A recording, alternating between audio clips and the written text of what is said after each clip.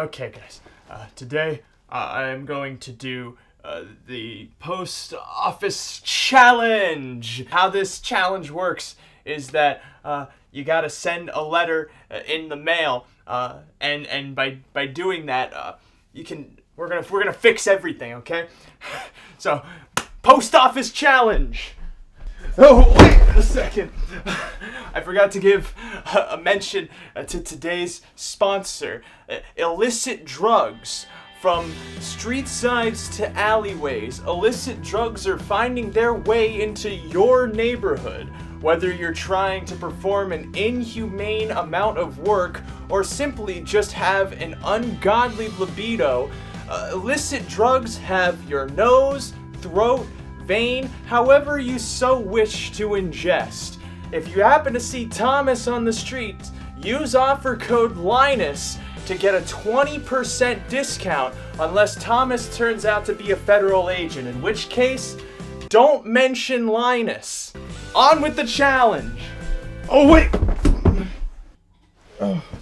Now, I don't mean to alarm anyone, but your old boy has been going through some money problems lately. So if by my calculations we can get this video to 10 trillion views, I know it's asking a lot, but if we can hit that 10 trill, then I might be able to make back a quarter of what I've lost. Let's put it that way. I know I don't have any ads running or anything, just that one sponsorship. Okay, if we can get the 10 trill, then things are gonna be looking up.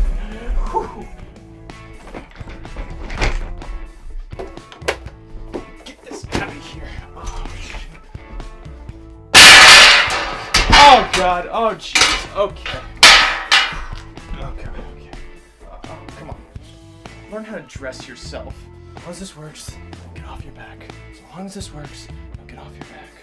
Oh, if I tuck in my shirt, they'll think I'm a good little boy. Good little boys get money. Yeah. All right. It's time to do the challenge. So if you follow each step that I do, you too, the children at home and the disproportionately sized old men, can participate in the post office challenge. Okay, so here's how we do it. Alright, so for this challenge, you're gonna need a sheet of paper, an envelope, a thing of stamps, and a pen. Did you get all that? Okay. There. That's what you need. Okay. So step one is, of course, you need someone to write the letter to. But we'll get to step one after we go through step two. Step two is writing the letter, which of course can vary for each and every person based upon who it is they're sending to. But we're skipping step one to go straight to step two, okay? So in this case, my letter is going to read, please, and do note that the holes in the paper are not mandatory. They can be purely a stylistic choice. Think of it the same way you choose a font on Microsoft Word when you're writing a Christmas card to grandma and you're trying to decide, what quirky letters can I use to tell her Happy Christmas and Merry New Year. That's all this is. So in my case, I'm writing, please get off my back. And this is going to be a pun because I want them to flip it over. Here is the money. Okay, and like I said, this is not the type of letter you have to write. This is just how I'm doing the challenge.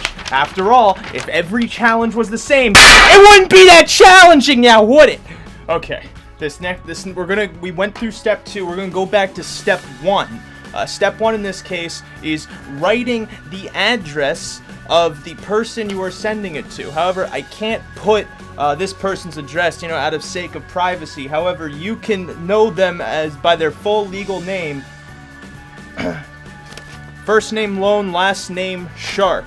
Again, I can't reveal the address, and unfortunately, I don't want them to know where I live, but I can't send the letter unless I put a return address. And no, I don't have a P.O. box, but you know what? That pretty P.O.'s me off. So you have to put your dumb return address on the top left corner. Of course, it's customary with writing letters. We can't forget the stamp, which you can find at any post office. In this case, I got into a fight with a family of 6 outside of Walmart who happened to be carrying just this single patch, and all you need is just one stamp. One stamp should cover it, because these are forever stamps. All right, you see that? If there were a nuclear Armageddon, there would be 2 things that survive. One would be cockroaches, as everyone knows, and the other would be United States Postal Service forever stamps. It really makes you wonder why the U.S. military does not care about the Postal Service as much as they care about their nuclear weapons. And so as we can...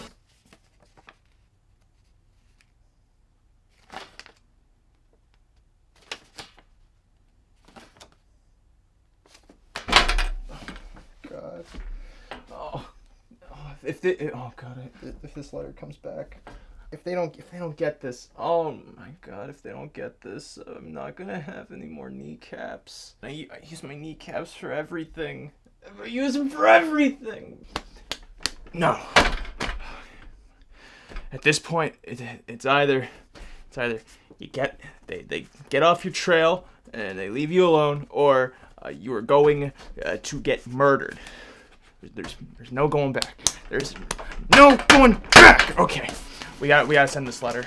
Next step is to take the letter, right, and then you're gonna want to fold it up so that it fits into the envelope, which, as you can see here, can fit about looks like a family of 2 baby squirrels.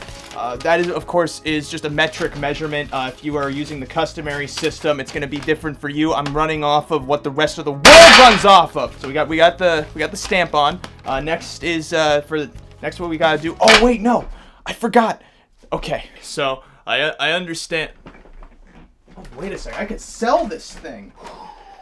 Do you know how much one of these goes for in Istanbul? Oh, and this crap too. Whew! I could sell that to a family of Afghani children, and then they'll sell me oil. If I can use that oil then to get to the moon where they have all that gold. Oh God. Okay. Now I'm getting ahead of myself. I'm getting too worked up here. Getting too worked up for this challenge. I understand that most of you watching are between the ages of 13 and 85 years old, but I want to let you know that what I'm about to do is an advanced technique. You at home don't have to do this to participate in the post office challenge. You could just write your letter, send it off, go. What I'm going to do though, is I'm gonna add some objects. Postal Service loves this. Okay. So my plan here, right, is to take the coins and send them to my loan shark, which thankfully, due to the shortage at the U.S. Mint, makes this $1.55 worth approximately $6,249. Just a small fraction of how much I owe them. Nonetheless, I will send way more than that through this envelope. I just might need to add like 1 or 2 more stamps so that way it doesn't return to sender, because if this returns to sender, I'm done. Unless we get this video to 10 trillion views. Can we get to 10 trillion views? Then maybe the cartels will be able to pay off my debts. Okay. So you're gonna want to collect all that you're putting through the mail. Now, an option you can consider too is to just take any money you have and send it to the Postal Service. Nothing is stopping you from doing this. Of course, the IRS might try and intercept it, in which case you can try and send artillery through the mail. I just don't know how much the mailmen are gonna like that. So you put the coins in, you do the licky lick. Bada bing. Bada boom. Mail challenge almost done. Just gotta write in that address that none of you were allowed to see, and it's time for the final step.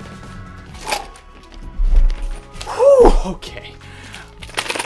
Got the envelope here, and now we walk it up to the mailbox. I didn't think I'd get this far. I got a couple of thank yous I have to put out there to my parole officer who believed me through Pride and Prejudice that I could get my way out of this gambling hole and be able to establish a life for myself and my family of 14 spread out across the country of America. I gotta thank my Lord and Savior. Can't say which one. There's currently a court battle going on right now, so my lawyer has advised me to not talk on the matter any further. I gotta thank Mickey Rourke for inspiring me to live my dreams of being a 350-pound wrestler who, despite body dysmorphia and having incredibly long hair, can make it in the world. If I'm forgetting you, I'm sorry. It's time to do and finish the post office challenge.